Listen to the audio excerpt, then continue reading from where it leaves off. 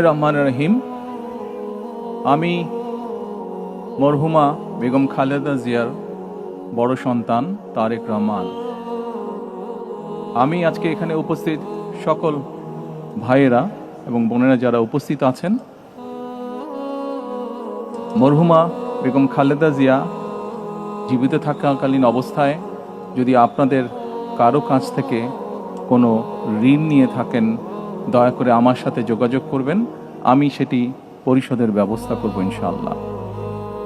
একই সাথে উনি জীবিত থাকাকালীন অবস্থায় ওনার কোনো ব্যবহারে, ওনার কোনো কথায় যদি কেউ আঘাত পেয়ে থাকেন, তাহলে মরহুমার পক্ষ থেকে আমি আপনাদের কাছে ক্ষমা প্রার্থী।